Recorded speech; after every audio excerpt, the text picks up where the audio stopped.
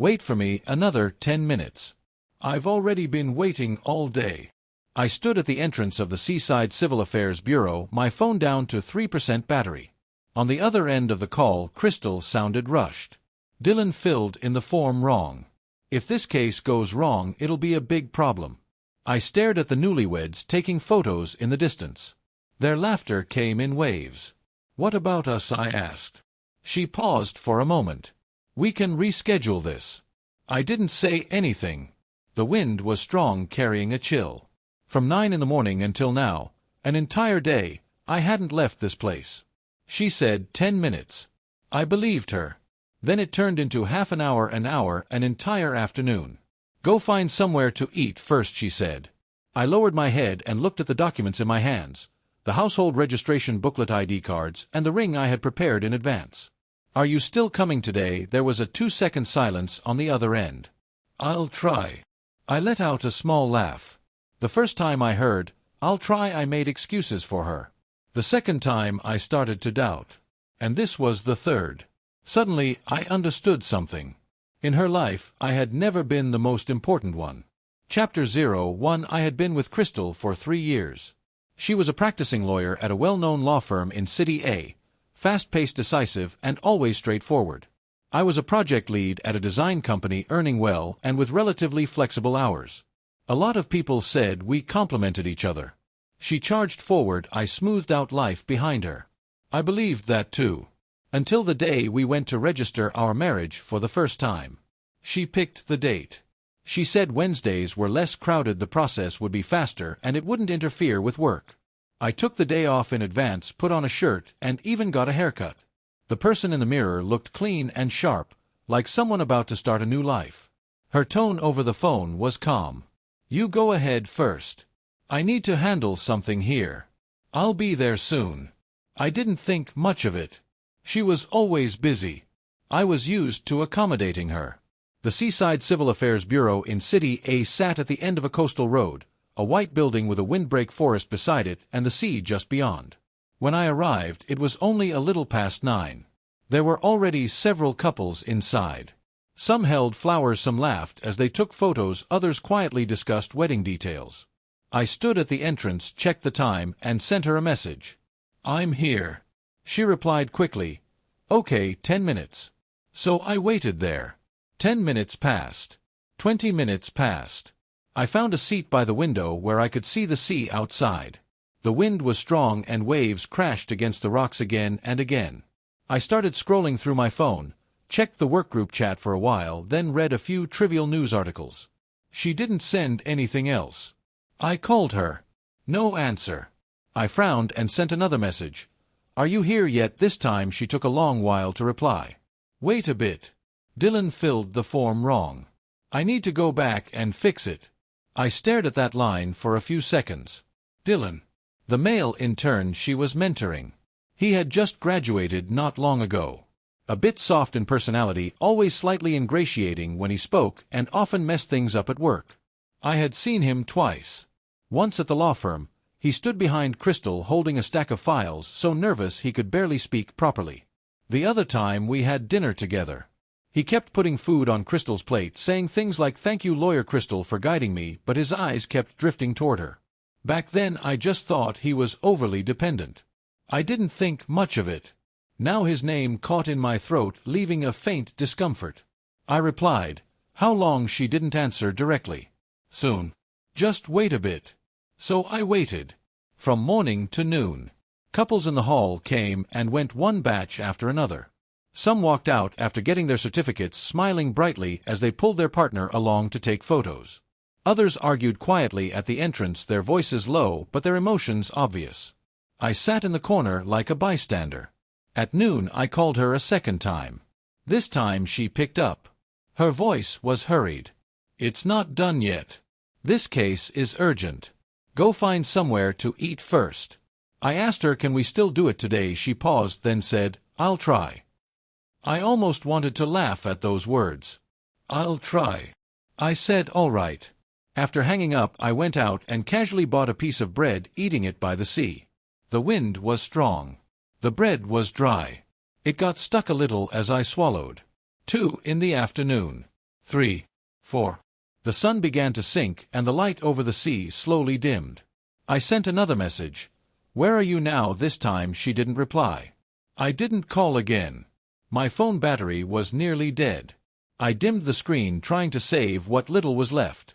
There were fewer and fewer people around. The staff began packing up documents. Someone reminded the couples who hadn't finished yet to hurry. I stood in front of the counter, suddenly hesitating. Should I keep waiting? Maybe she would arrive the next second. Maybe she was already on the way. Maybe my mind kept making excuses for her. She really was busy with work. She was responsible. She was mentoring an intern. If something went wrong, she had to take responsibility.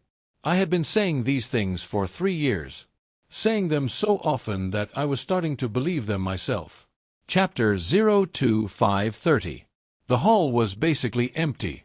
I was the only one left standing there.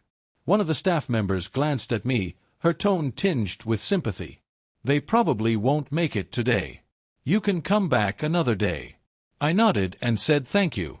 When I walked out of the Civil Affairs Bureau, it was already getting dark. There were still a few couples by the sea taking photos. Some held flowers, some leaned against each other smiling. I walked past them. No one looked at me, but I knew it myself. I looked like a joke. I stood by the sea watching the last trace of sunset disappear. My phone finally died. At that moment I felt strangely calm. No anger. No grievance. Just a vague sense that something wasn't right. But I couldn't quite put it into words. On the way back I sent her one last message. "I'm heading off."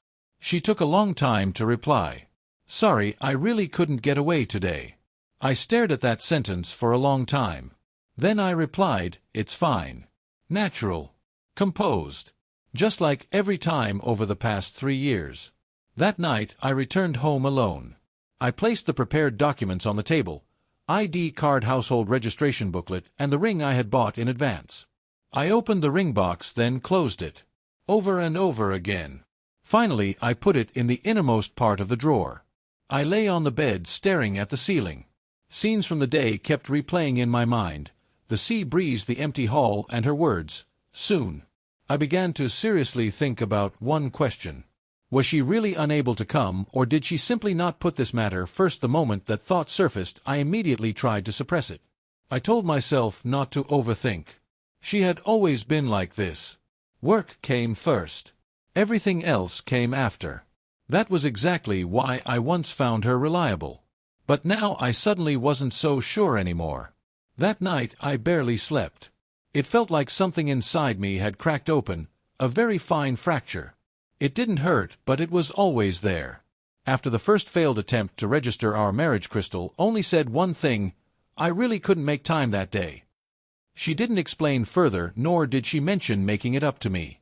I nodded and moved the conversation along as if it had just been an ordinary last-minute change. In the following days we continued as usual, meeting up, eating together. She would talk on the phone about her cases, about how Dylan messed up the documents again, about how tricky the opposing lawyer was. I listened, responding occasionally. As for that day, she never brought it up again, and neither did I.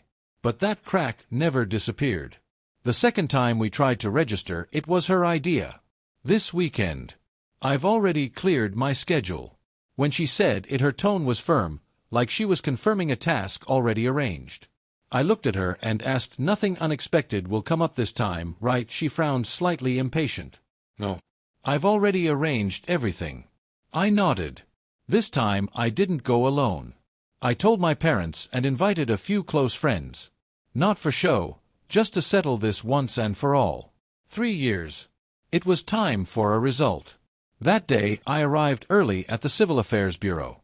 Not the seaside one, the one in the city. The hall was larger and there were more people. I checked the entire process in advance, confirmed all the documents, and even took a queue number for her. Relatives and friends gradually arrived. My mom pulled me aside to talk, unable to hide the joy on her face. This time nothing should go wrong. Her tone was light, but I could hear the probing underneath.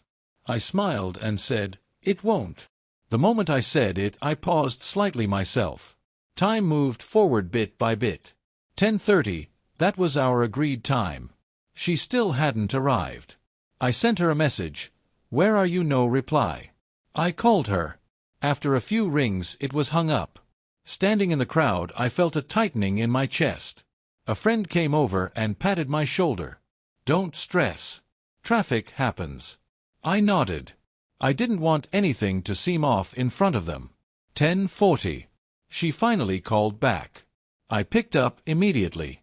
Where are you? It was noisy on her end, like she was in the office. Something came up here. My grip on the phone tightened. What happened? She lowered her voice. Dylan got stuck on something.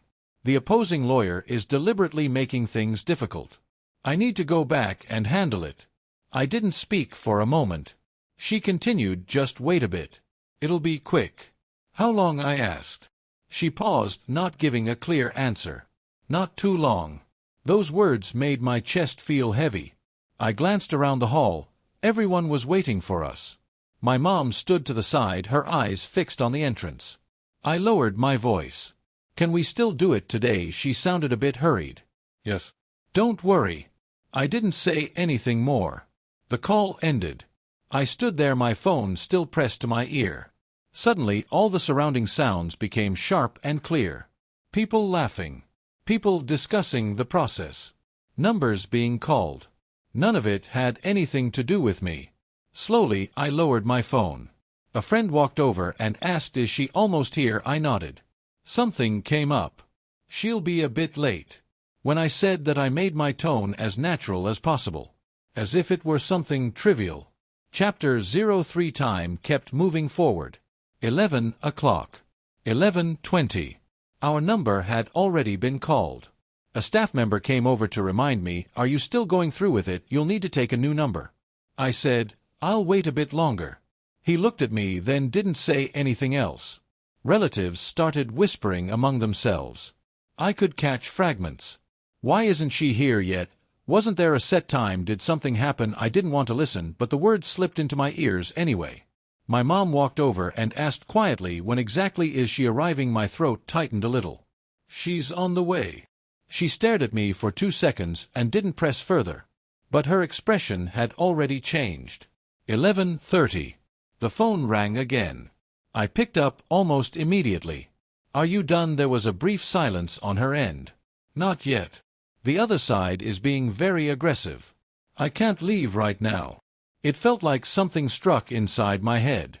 You mean, you're still at the firm? Yes. I glanced around the hall. Everyone was there. Everyone except her. How long will it take? I asked. She didn't answer that. Instead, she said, just explain it to them first. The moment those words landed, I felt hollow. Explain. How was I supposed to explain this? I didn't ask anything more. I only said, all right. Then I hung up. Standing there, I suddenly felt cold. Even though we were indoors, the air conditioning normal, there was a chill creeping up my back. A friend walked over. What's going on? I looked at him, wanting to say something. But the words stopped at my lips and were swallowed back. She's dealing with something. She'll be a bit late. I repeated it. This time even I felt how empty those words sounded. Someone in the crowd laughed. Not loudly, but I heard it clearly. Looks like the bride isn't coming. Another voice followed. Isn't this the second time already? I didn't know if they were saying it on purpose for me to hear. But at that moment my face felt hot. Not from embarrassment. More like being exposed, placed under a spotlight with nowhere to hide. My mom's expression completely darkened. She walked up to me, her voice low. Is she coming or not? I didn't answer immediately. I knew the answer, but I didn't want to say it out loud. After a few seconds I spoke. Maybe she's not coming. She froze for a moment. The people around us also went quiet for a second. It was as if the air had been sucked out of the room. No one spoke. The light, cheerful atmosphere from before vanished instantly. I stood in the middle of the crowd, still clutching the stack of documents. The edges were slightly crumpled from how tightly I had been gripping them. People started packing up. Some found excuses to leave. A friend patted my shoulder, saying nothing. In a situation like this, nothing would be appropriate. I watched them walk away one by one. like watching a scene that was supposed to belong to me slowly disperse. In the end, only my mom and I were left. She didn't say anything more. She just sighed. It was a soft sound, but it pressed on my chest until it felt hard to breathe. I lowered my head and looked at the documents in my hands: ID card, household registration booklet, and the appointment slip. Everything was ready. All the procedures set. The only thing missing was her. I packed the documents away. Slowly. As if I were trying to delay something. But I knew very clearly, this time it wasn't a matter of time. When I walked out of the Civil Affairs Bureau, the sunlight was bright. I squinted. My phone vibrated in my pocket. I didn't take it out immediately. I already knew who it was. And I could guess what it said. I stood at the entrance, not moving. The scenes from just now replayed in my mind, those looks, those whispered comments, and her words, "Just explain it to them." Suddenly, I understood something. In her world, there were things that had to be handled first. And I had never been at the top of that list. Finally, I took out my phone. The screen lit up. She had sent one message: "Sorry, it's more complicated than I expected here." I stared at that line for a few seconds. I didn't reply immediately. My finger hovered over the screen. But I couldn't press down. Chapter 0, for I didn't reply to that: "Sorry." The phone rested in my palm for a moment before I turned off the screen and slipped it back into my pocket. The crowd had mostly dispersed.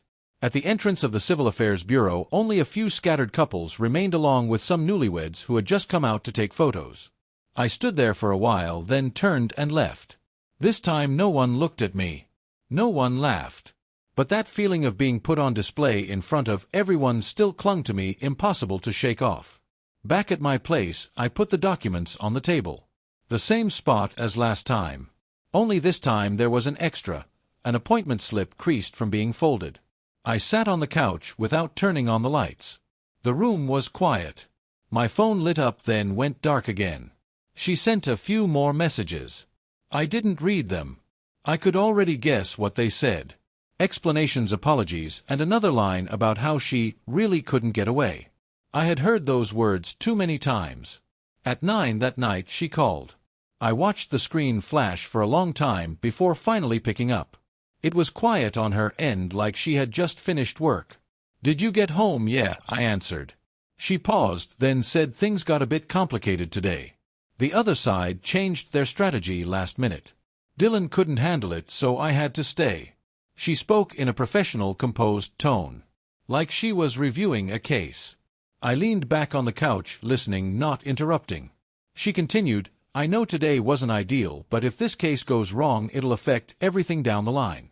I looked at the documents on the table and suddenly asked, "What about us?" She fell silent for a moment. "We can schedule another time." She said it so naturally, like rescheduling a meeting. I didn't respond right away. The only sound in the room was the faint rustle of papers from her side. After a few seconds, I said, "Okay." She seemed to let out a breath of relief. "I'll wrap things up here as soon as possible, and then we'll set another time." The call ended. The entire conversation had no argument, no emotional outburst. It was calm, as if nothing had happened. I stayed where I was, unmoving. After a while, I got up and turned on the lights. White light flooded the room instantly. The documents on the table looked especially neat. I walked over and smoothed out the appointment slip. The date on it had already expired. I stared at those numbers for a while. They suddenly felt unfamiliar. In the following days, things between us went back to how they were before. She stayed busy with her cases, I stayed busy with my projects. Occasionally she would text to ask if I had eaten, her tone no different from before. I would reply. On the surface, nothing had changed. But something had already shifted out of place. The third time was her suggestion. "This Wednesday, 9 in the morning. I've already confirmed my schedule." When she said it, her tone was more direct than before, like she was presenting a final plan. I looked at her and didn't agree immediately. She frowned. "Do you have something else planned?" "No." "Then it's this time." After saying that, she added, "There won't be any problems this time." I nodded. I didn't ask anything more. This time I didn't tell anyone. No relatives. No friends. I only brought the documents, and the ring. I didn't want to go through that kind of scene again.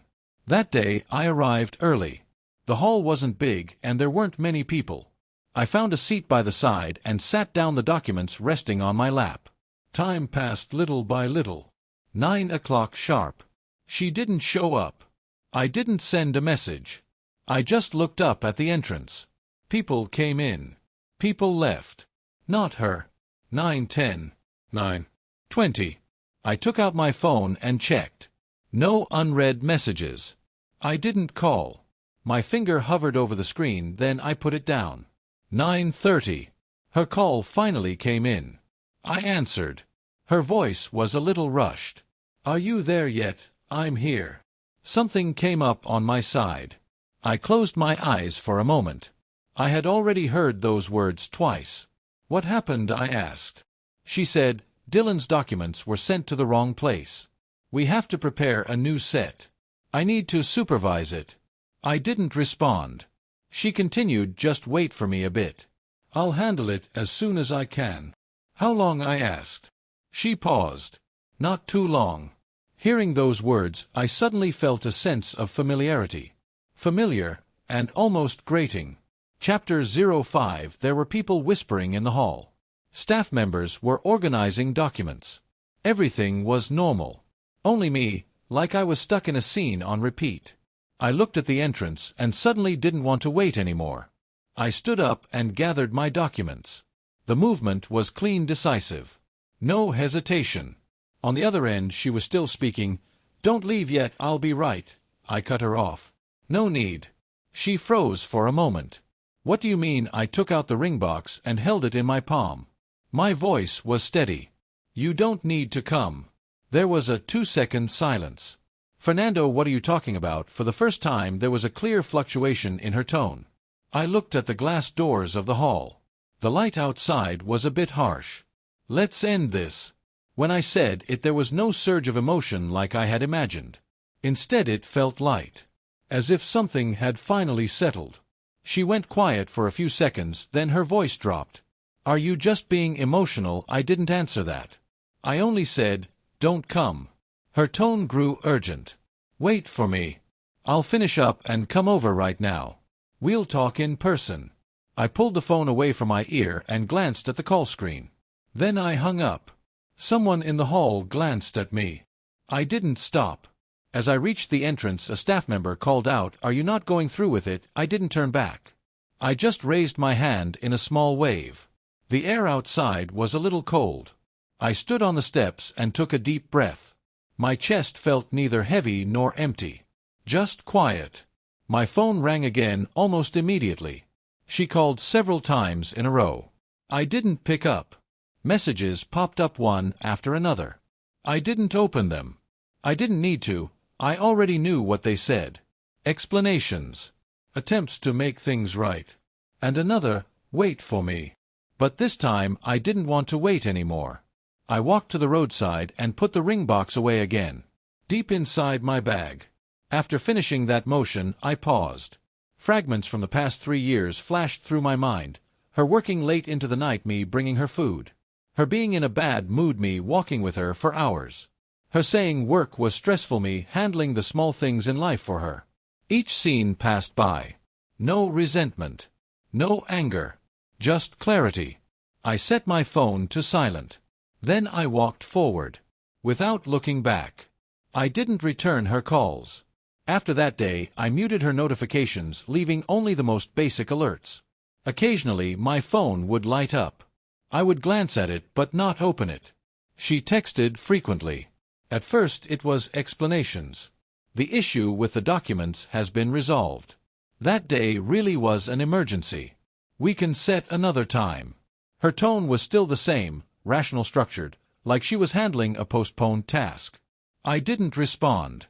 The next day she changed her approach. "Fernando, pick up. Let's talk. This kind of silence doesn't solve anything. We can work this out." I still didn't reply. I wasn't being petty, nor was I trying to force her to give in. It just felt like there was no need to explain anything anymore. On the third day, her tone began to unravel. Where are you? Did you go back to the office? I went to your place. You're not there. She even sent a photo of the entrance to my place. The door was closed. I glanced at it, then turned off the screen. I had already started preparing to leave. The resignation process wasn't complicated. I had been at the company for several years, delivered solid projects. My manager tried to persuade me to stay. Is it because of work pressure? We can adjust things. I shook my head. Personal reasons. He looked at me as if wanting to say more, but in the end just nodded. Let me know if you need anything. I acknowledged him. The whole process went smoothly. No one asked too many questions. On the day I packed up, I moved quickly. Documents on the desk were sorted into categories. Personal belongings went into boxes. A colleague helped me on the side. Someone asked, moving to another city? Yeah. Where to? I told them the name. They nodded, saying there were plenty of opportunities there. The conversation was light. Like an ordinary resignation. Chapter 06. That night when I got back to my place, I packed up the last of my things. The room felt much emptier. The table, the sofa, and the curtains I had never changed. I stood at the doorway and looked around once. There was no sense of attachment. Just the feeling that what needed to end had already ended. My phone rang again. This time I glanced at it. It was her. I hesitated for a second, then answered. On the other end, her breathing was slightly uneven. Why aren't you picking up my calls? I leaned against the doorframe, not sitting down. What is it? That question caught her off guard. Her tone changed immediately. What have you been doing these past few days? Handling some things. What things? I didn't answer. She went quiet for a few seconds, then her voice softened. Are you avoiding me? No. Then why won't you see me? I looked at the suitcase on the floor and said calmly, there's no need. The moment those words came out, her side fell silent. When she spoke again, her voice was much softer. Fernando, let's talk. I didn't agree and I didn't refuse. She continued, about that day. I can explain everything. You already did. I cut her off. Not on that level, she said, a hint of urgency in her voice. It's not that I don't value you. It's just that at the time, the situation, I didn't let her finish. Crystal. I rarely called her by her name like that. She stopped. You don't need to say anything more. On the other end, there was a faint sound of her breathing. It seemed like she wanted to speak, but couldn't. I spoke slowly. This has already happened 3 times. Not once. Not an accident. She didn't argue. Just silence. I continued, you have your choices. And I have mine. After those words, she finally spoke. Are you breaking up with me? I didn't answer directly. But the silence itself said everything. Her side suddenly grew anxious. Don't do this. We can adjust. I can rearrange my work. This won't happen again. She spoke quickly, like she was trying to hold onto something slipping away. I listened without interrupting. When she finished, I finally spoke. You've said that before. She froze. I didn't continue. There was a soft intake of breath on her end, like she was trying to steady her emotions. For the first time, she didn't respond immediately. After a few seconds, she asked, then what do you want? I looked out the window. Lights flickered on one after another. I already told you. She didn't reply. This time she truly understood. The call ended abruptly. She didn't keep pressing. She only said, I'll come find you. Then she hung up. I placed my phone aside and didn't look at it again. The next day, I left City A. I didn't have much luggage, just a suitcase and a backpack. Standing at the station, I didn't inform anyone. And I didn't look back. I had lived in this city for many years. From graduation until now, almost every important milestone of my life had happened here, including her. By the time I arrived in the new city, it was already night. I found a temporary place to stay and tidied up a little. The room wasn't big, but it was clean. Outside the window was a different rhythm of streets, unfamiliar but not noisy. I sat at the edge of the bed and took out my phone. Once the signal came back, messages flooded in. Most of them were from her. The intervals between them grew shorter and shorter.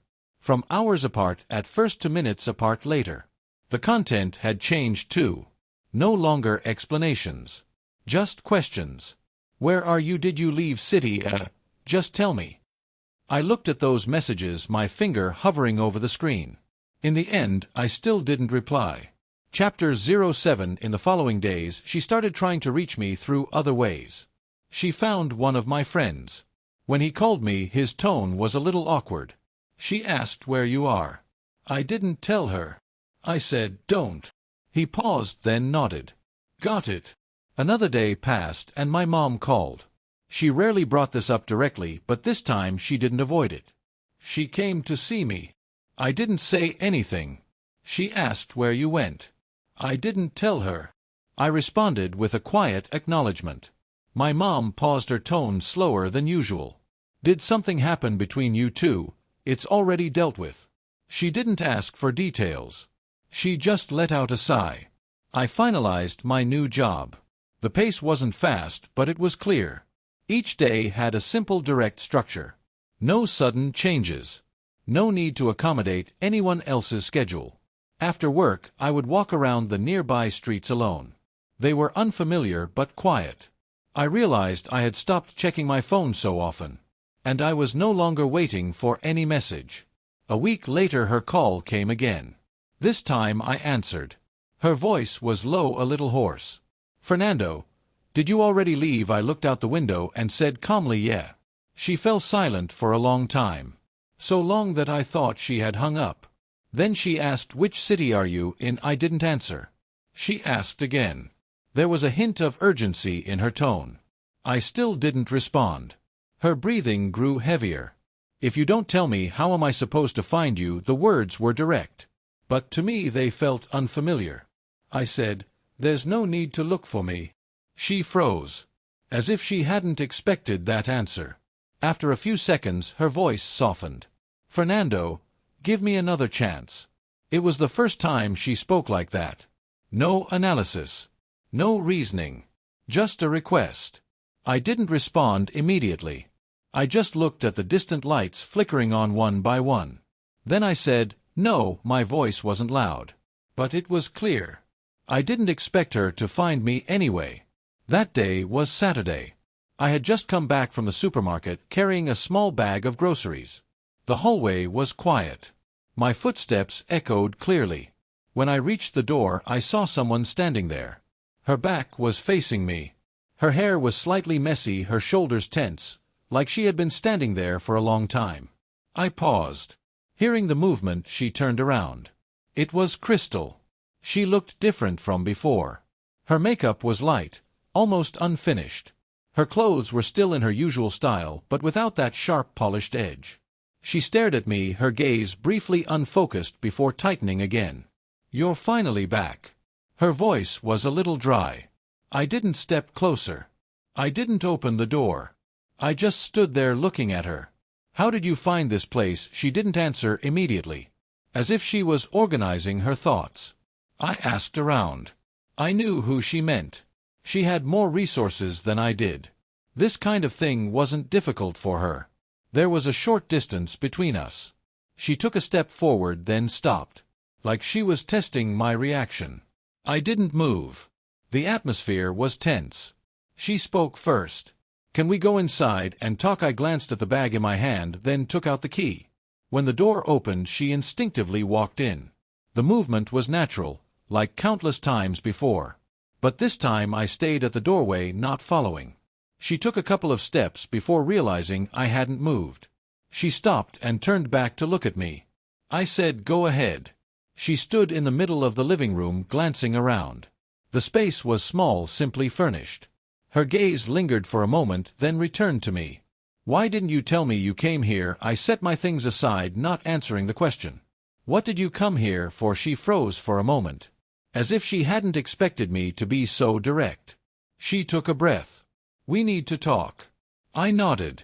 Go ahead. She went silent for a few seconds, like she was searching for the right way to begin. About those 3 times, I can explain. I didn't interrupt.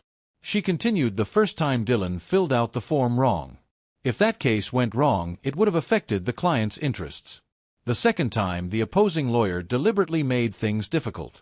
I had to go back. The third time, she paused, as if even she felt the repetition of her own reasoning.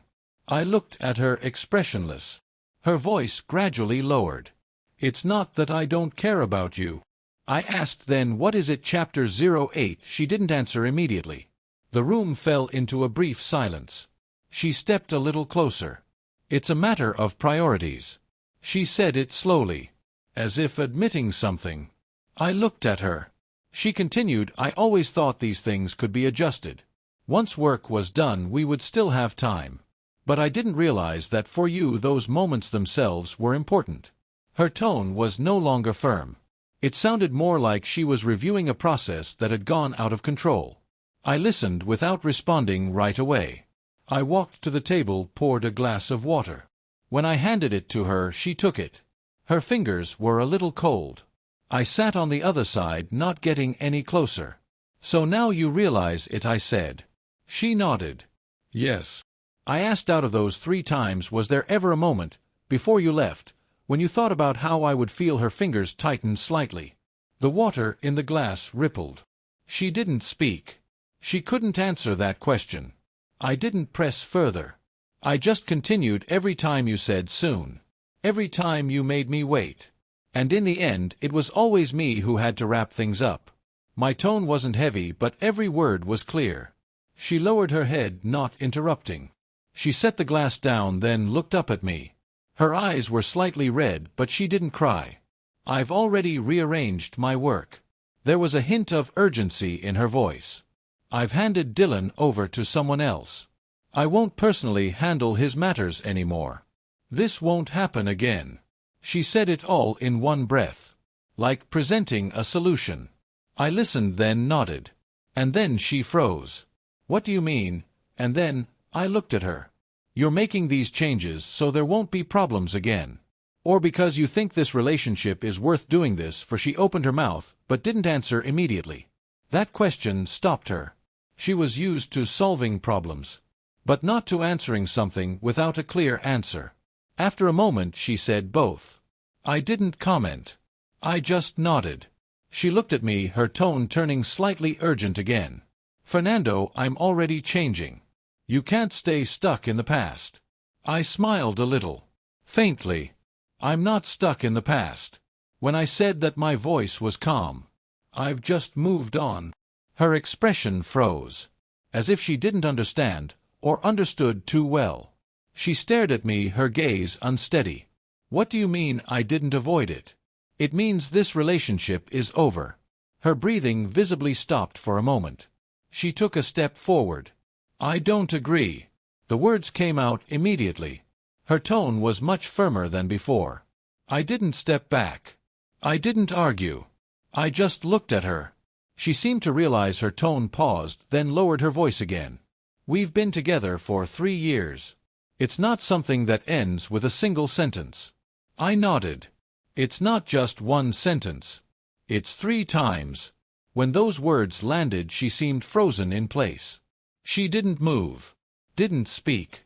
The air in the room turned still. After a while she spoke again. Her voice was very low.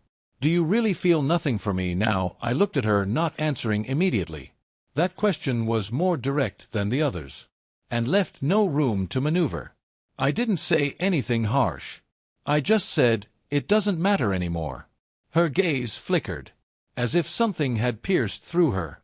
She stood there, no longer stepping closer, no longer offering explanations. She just looked at me. The way she looked at me now was different from before. No longer certain. There was a trace of unease. Time passed for a while. Finally she spoke. I won't give up. She said it slowly. No urgency. No force. Like she was giving herself a direction. I didn't respond. She turned and walked toward the door. Halfway there she stopped. She turned back and looked at me. I'll come find you again. I didn't nod. I didn't refuse. I just stood there, watching her open the door and walk out. Chapter 09. The moment the door closed, the room fell quiet again. I stood where I was, not moving right away. The conversation from just now replayed in my mind. There was no surge of emotion, no hesitation. I walked over and picked up the glass of water from the table. She had only drunk half. A little remained. I poured it out and rinsed the glass clean. The motion felt natural, like handling something ordinary. A faint sound of running water echoed in the kitchen. Light filtered in from outside, falling across the floor. I took out the ingredients and started cooking. The rhythm of the knife against the cutting board was steady. No interruptions. No one to wait for. After Crystal left, she didn't show up again immediately. True to her word, she didn't disturb me frequently. Occasionally there would be 1 or 2 messages, short and simple. "Have you been okay lately? Do you have time to talk?" I didn't reply. Those words meant nothing to me now. My work in the new city gradually fell into place. The company wasn't large, but the project flow was clear, communication straightforward. The first project I handled went smoothly and the client's feedback was good. Relationships between colleagues were simple without complicated entanglements. It made everything feel lighter. Half a month later I received a call. It was a former client from City A. Their tone was polite. "Fernando, we have a project here. We'd like you to come back and assist. It won't take long and compensation is negotiable." I had intended to refuse.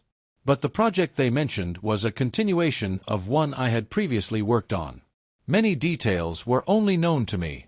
After some consideration, I agreed. The day I returned to City A, I didn't inform anyone. My schedule was tight, leaving almost no spare time. The project meeting was held in a commercial office building. I arrived early and prepared my materials. When I pushed open the meeting room door, I saw 2 people. Crystal and Dylan. The air seemed to freeze for a moment. Crystal stood by the table holding a file. When she saw me, she clearly froze. Dylan sat to the side. His gaze landed on me briefly, then quickly shifted away. His reaction was faster than hers. Almost as if he had expected this. "Why are you here?" Crystal spoke first. There was a trace of emotion in her tone she couldn't fully hide. I placed my documents on the table, my voice neutral. "The project requires it." She nodded and didn't ask further. The meeting began quickly. Throughout, Dylan was serious. More composed than before, speaking with clearer structure. But I noticed, when he looked at me, there was always a hint of tension in his eyes. As if he were guarding against something. After the meeting, people gradually left. I packed up my materials, ready to go. Crystal walked over. "When did you get back today?" She nodded, then asked, "How long are you staying?" "Until the project's done." She looked at me as if wanting to say more. But someone called her from the side and she had to stop.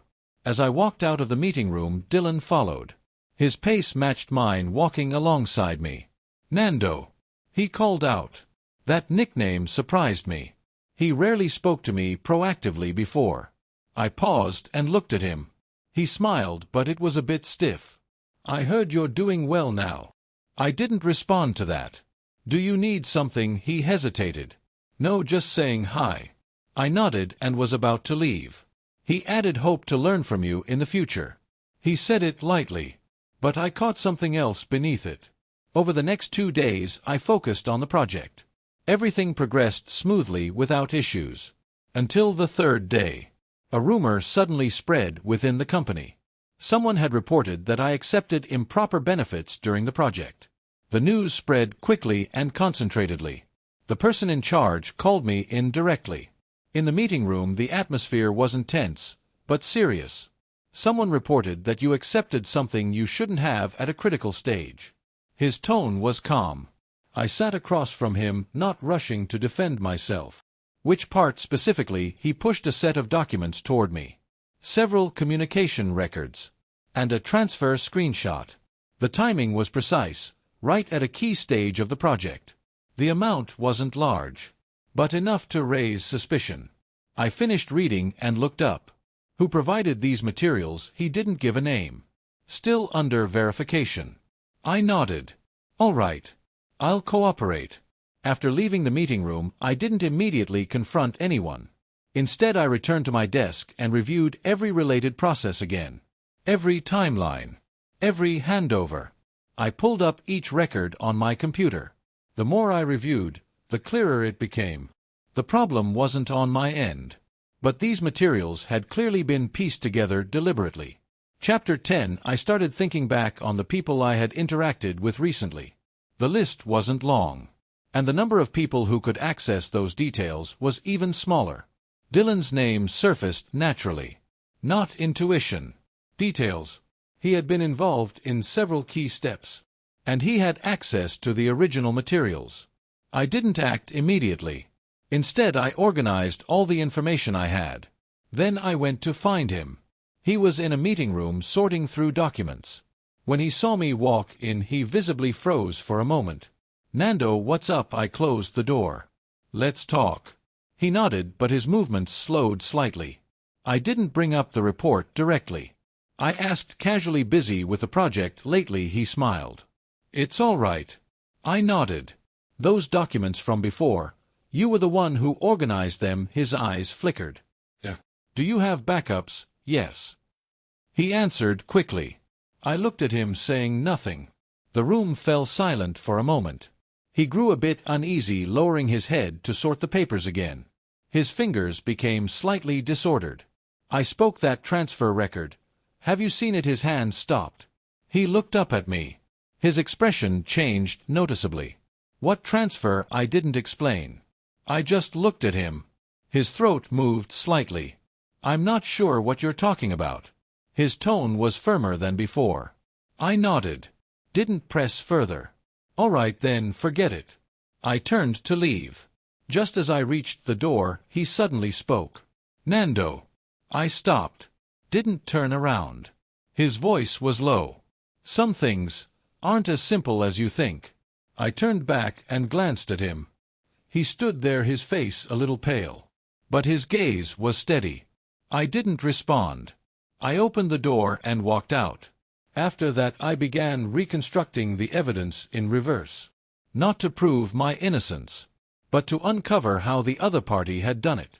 The origin of every document. Every inconsistency in timing. I matched each detail one by one. Very quickly, a complete chain emerged. That transfer screenshot had been fabricated. But the person who made it had referenced real timestamps, which meant they had access to the original records. I printed out everything I had compiled, a thick stack, then submitted it to the project lead. "This is my explanation." My tone was calm. He flipped through the documents for a while, his brow slowly furrowing. "How did you piece all of this together?" he asked. "The original records are all there." I gestured toward the documents. "Just cross-check them." He nodded, not saying anything further. But I could tell he had already formed a judgment. That night, the company held an emergency internal meeting. Everyone involved was present. I sat to one side, not speaking. The documents lay on the table in front of me, waiting for things to unfold. Chapter 11. The lights in the meeting room were bright. Both sides of the table were filled, project lead, legal, finance, and everyone involved in key parts of the process. I sat off to the side, the stack of compiled materials in front of me. No one spoke. The atmosphere was heavy. The project lead spoke first. "We've called everyone here today because an issue has come up in the project." His tone was steady, but every word was clear. "Regarding the report that Fernando accepted improper benefits, we've conducted a preliminary investigation." As he spoke, his gaze swept across the room. Finally, it landed on Dylan, and lingered for a moment. Dylan sat across from me, his back straight. His hands rested on the table, knuckles slightly pale. He didn't look at me. He didn't look at the project lead either. His eyes were fixed on a single point on the table. The project lead pushed a set of documents to the center. "These are the materials provided by the reporting party. Transfer records, message screenshots, and several communication logs." He paused. "But after verifying them against the original data, there are clear inconsistencies." There was a faint rustling in the room.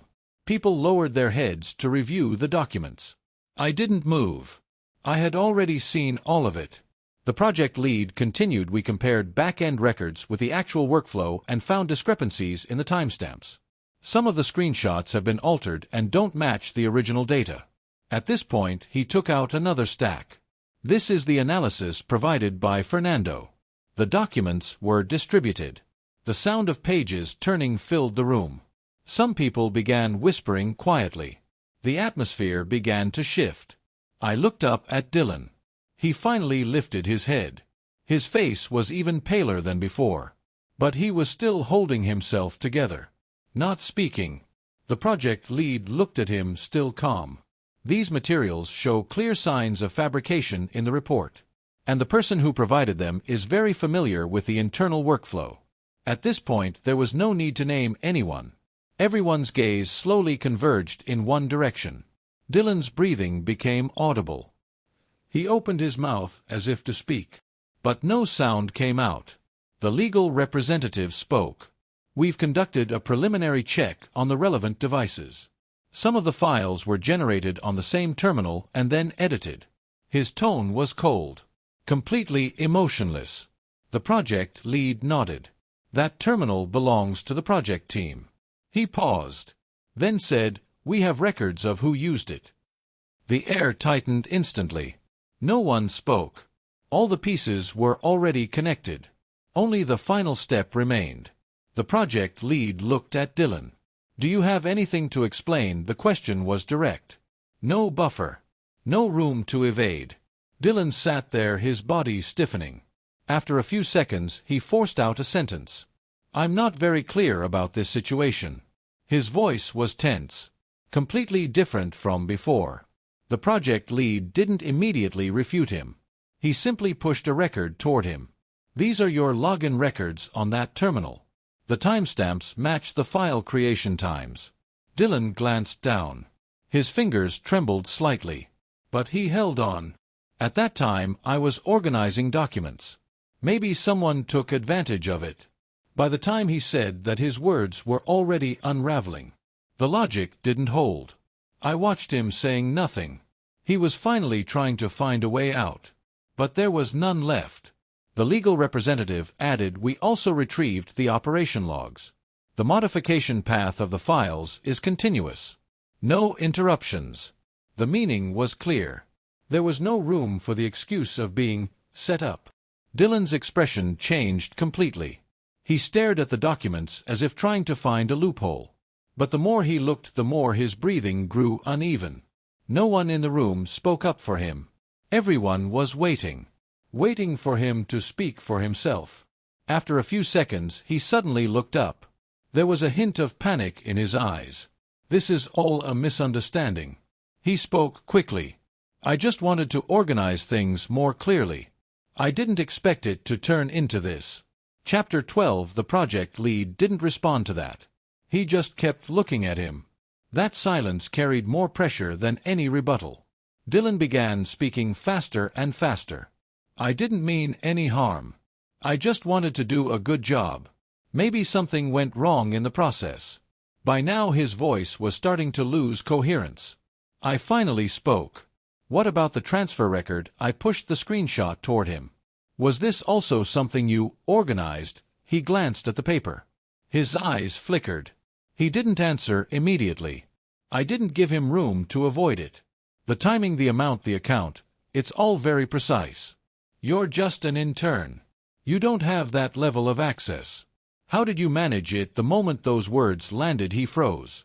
His lips moved, but no sound came out. Someone in the room let out a quiet breath. The atmosphere had already shifted. At that moment, the door opened. Crystal walked in. She seemed to have just rushed over from another meeting, still holding documents in her hand. When she saw the scene, she paused. Her gaze moved between Dylan and me. The project lead gave a brief explanation. We're verifying the report. She nodded and stepped to the side, not interrupting. When Dylan saw her, it was like he had grabbed onto something. His eyes lit up instantly. Lawyer Crystal, you know about this, right? There was urgency in his voice. Even a hint of expectation. Crystal froze for a moment. Know what? He leaned forward slightly. These materials, I organized them according to your instructions. The moment those words came out, the room fell silent. Crystal's expression changed immediately. What are you talking about? Her tone turned cold. Dylan didn't seem to notice. He kept going. You said before that the process needed to be clearer, that the issues should stand out more. I just followed that idea when I organized everything. He spoke faster and faster, as if trying to prove something. I watched the scene without saying a word. He was already losing control. Crystal stared at him, her brows tightly furrowed. I told you to organize materials, not to fabricate evidence. Her voice was low, but heavy. Dylan froze, as if he hadn't expected that response. I didn't fabricate anything, His words stopped, because even he couldn't finish that sentence. The project lead tapped the table lightly. The evidence is already clear. We'll proceed according to protocol. That statement was essentially a conclusion. There was no more room for explanation. Dylan's face drained of all color. He sat there looking like he had collapsed inward. After a few seconds, he suddenly let out a laugh. A stiff, unnatural laugh. Then he looked at Crystal. There was something strange in his gaze now. So now you're denying it? His voice wasn't loud, but every word was clear. Crystal's expression froze instantly. What do you mean? He stared at her, the hint of a smile turning cold. You always told me to learn more, do more. Said you wanted me to become independent as soon as possible. Whenever I messed up, you would fix it for me. I thought, he paused, as if swallowing something heavy. I thought you were on my side. When those words fell, the air felt compressed. Crystal stood there frozen. No reaction. In that moment, she finally understood what he had been thinking, and how everything had led to this point. Her fingers tightened slowly. The documents in her hand creased. Her face turned pale little by little. I looked at her. She didn't look at me. Her gaze stayed on Dylan. And for the first time, there was a trace of loss of control in her eyes. The meeting ended quickly. The follow-up process was handed over to the company. When Dylan was taken away, he didn't say another word. He looked like he had lost all support. People gradually left, until only Crystal and I remained in the room. She stood there unmoving, as if she hadn't fully come back from what just happened. After a few seconds she spoke. Her voice was soft. You saw through it a long time ago, didn't you? I didn't answer. I simply gathered the materials on the table. She looked at me. There was something new in her eyes. No longer that sense of control she used to have, but a kind of belated clarity. These 3 years, she started to speak, then stopped. The rest of the words never came out. Chapter 13. After the meeting room door closed, the hallway returned to silence. The lights cast a cold white glow on the floor. No warmth. Crystal was still standing there. She didn't leave, as if waiting for me to say something. I packed up the documents, aligned them neatly, and placed them into the folder. My movements were unhurried. I was used to this pace now. She looked at me and finally spoke. Fernando. Her voice was soft, softer than any time before. I glanced at her. Didn't respond. She took a step forward. What just happened? I didn't expect it to turn out like this. When she said that, there was no analytical tone. It sounded more like she was stating a result she couldn't accept. I didn't comment. Words like that didn't change anything now. She seemed to realize that too and paused. Then she said, I always thought I was handling things properly. Her voice dropped slightly. Everything. Including you. Including work. I looked at her. Her expression was no longer sharp. That habitual sense of control had been torn open by what just happened. What remained underneath was something unfamiliar to her. Unsteady. She continued, I thought I could balance it.